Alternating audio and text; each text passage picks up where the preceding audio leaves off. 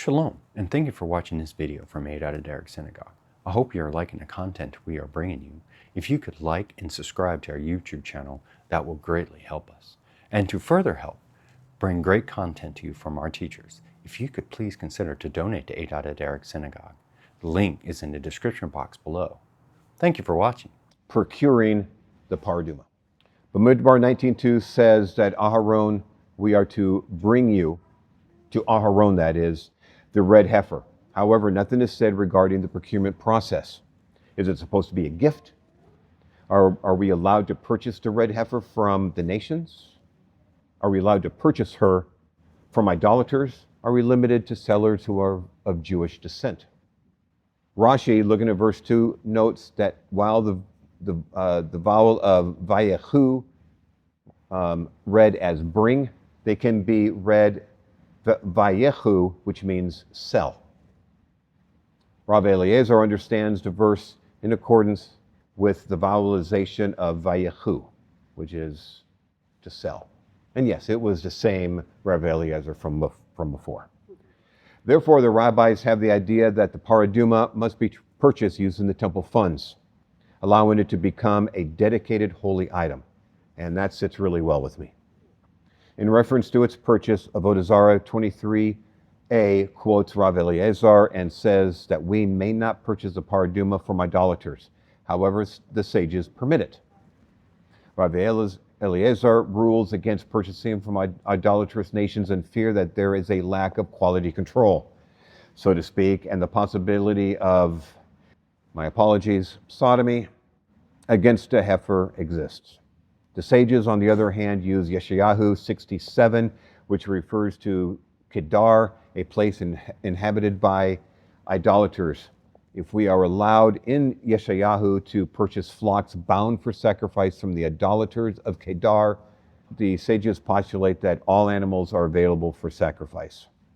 However, the sages place a stipulation on the animal's purchase. It cogently states that any animal who is without question sodomized, this violation renders the animal unfit. Whether the animal was destined to be a sacrifice in Eglah or Rufa or as the paraduma. The logic says a blemished heifer is unqualified to become a paraduma. How much more so a sodomized heifer? Unlike Eliezer, the sages do not automatically assume idolaters will sodomize their animals. Rav Eliezer, in reference to the paraduma, worries that a burden may have been placed upon the heifer, rendering it ineligible to be the paraduma. A heifer, by the way, is rendered ineligible to be an Eglah or Rufa once it hauls a load. The heifer is ineligible to be a paraduma once the load is placed upon it, which is a greater limitation. And that comes from Torah, not from anywhere else. The sages claim the value of a paraduma candidate to be so exorbitant that an idolater would not place a yoke on it in fear that it would be detected and forfeit the value. It's like, why would you do anything that would cost you $1 million sale of an animal that usually would only cost you $1,500? Rav Eliezer chooses to err on the side of the phrase, speak to the children of Israel and let him take, which indicates the paraduma must come from a Jewish herd. While the sages choose to err on the side of prudence because of the paraduma, because it is such a rare animal. By saying, speak to the children of Israel and let him take, the Torah seems to indicate the paraduma must be purchased from a fellow Jew. However, Dama ben Nesina from Ashkelon deeply honored his father, and heaven rewarded him the following year with the paraduma. Doma was a righteous Gentile, and he did not want to disturb his father's sleep, even for a 600 or 800,000 dinar profit for the sale of stones that would eventually be used, Kohen Gadol's ephod, with the 12 stones.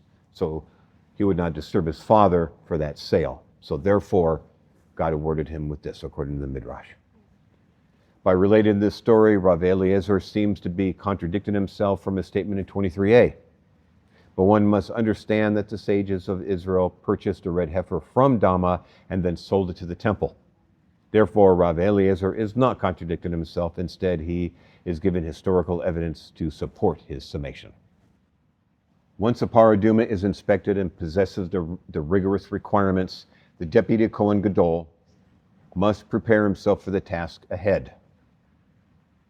Vayikra 8:33-35 details the original service which Aharon and his sons were consecrated to gain the status of Kohanim. This indicates that the Kohen Gadol must not leave the sanctuary during the 7 days prior to the Yom Kippur service. During the temple period, make that plural, the temple periods, the high priest spent his evenings in the Parhedron chamber. That comes from Yoma 2b. The Gezerah Shava on the phrase, and God commanded, in association with the 7-day period, allows Rav Yonah bar Kapara to state that this also refers to the burning of the paraduma. But instead of the Kohen Gadol being sequestered, it was Eleazar. And that comes from Yerushalmi Yoma 1a. That's the Jerusalem Talmud. In comparing the Yom Kippur separation with the paraduma sequestration, the Gemara states that the first is to sanctify, while the second is to purify. The first referring to Yom Kippur, the second referring to paraduma. In the first, we may not touch the Kohen to protect him from tuma for the Yom Kippur service, while the second, no one may touch him in order to keep him from losing the status of tahor. Therefore, prior to performing the paraduma service, Eleazar, or whoever the deputy Kohen is going to be at the time, must submit to this 7-day sequestration period as well. Now remember I said before that a Gezerah Shava could not be used if it makes things more lenient. Here, a Gezerah Shava is being used to make it more strict. So the rule application is different, which is why it applies. Okay, whether the Talmud or the Mishnah uses Eleazar as opposed to Aharon or the Kohen Gadol, it is in reference to the deputy Kohen Gadol, who is the heir apparent to the position of high priest. It is usually the firstborn son of the high priest, or it is the son with the greatest serving heart who will take on that position. If the firstborn is one of those that just can't wait till his father dies so he can be the leader, that guy is going to disqualify himself. Because you want somebody who has the heart to serve like Aaron in that position. That's why we had so much difficulty during the Second Temple period. A Kohen Gadol every year, because the guy would die every year. And it's kind of interesting, if he dies every year, would you want that position? But I guess people will do anything and they'll think, you know what, I'm going to be the exception. Several opinions arise in the discussions regarding the paraduma's slaughtering. Rav Zera says in the name of Rav that Scripture makes it clear that the slaughtering of the paraduma must be performed by the Kohen, otherwise it is invalid. However, this is found within a discussion whether sacrifice is an avoda. So let me ask you this, is sacrifice an avoda? If you think sacrifice is an avoda, raise your hand. Avoda is a work, but it is a work that is at the temple. But what's interesting is the use of avoda in Torah for the work of the Kohen, the high priest, never are they used together. It never is. Avoda is used when it's referring to the work of the Levi, except in two places. There are two places where it mentions the Kohen and it mentions the Levi, and it uses the term avoda. But you could say the avoda really refers to the Levi, not Kohen. Scripture actually makes it clear that a non-Kohen is actually able to slaughter korbanos. Since the Torah describes the ritual as this is a statute of the Torah requires that the events of the paraduma be performed exactly as prescribed without the Gezerah Shava to diminish its details. And I've mentioned that before. So, is it? I don't believe that it is. As pertinent to the details as Eleazar is, he does not sacrifice the red heifer. Verse 3 clearly indicates that he plays the role of an attentive observer. as it states, he, the slaughterer, shall slaughter her in front of him, Eleazar the Kohen. Since the text does not specify who the slaughterer is, there is no logical reason to automatically claim that it is a Kohen. This indicates that the one who slaughters is not the same person as Eleazar. That's the only thing we can surmise. Shmuel clearly indicates that a non-Kohen, a member of the 12 tribes, a Levi or even another Kohen is able to slaughter. Rav Yirmiyah says in the name of Rav Imi that verse 5 indicates both the location of the animal's departure from life and the animal's burning shall be the same location. When the animal is ready for slaughter, we know the animal was led from the temple to the Mount of Olives outside of Jerusalem. The animal was slaughtered there. The rituals performed and the burning all occurred at the same location. When the paraduma is slaughtered, one is not able to perform it and any other service simultaneously. Multitasking is not allowed.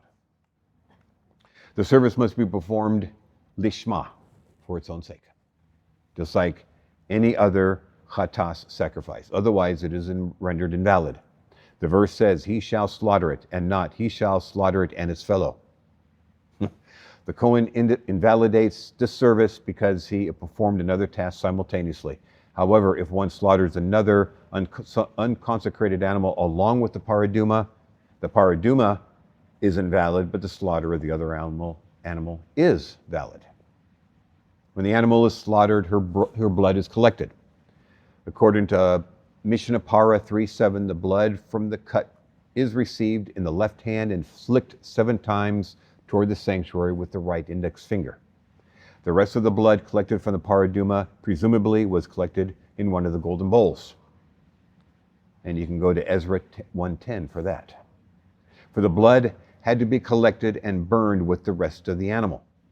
By mentioning Eleazar once again in verse 4, the text keeps the sprinkling within the duties of the deputy Kohen Gadol. If the text had said, and he shall take some of the blood, the sprinkling would have been done by the non-Kohen who slaughtered the paraduma.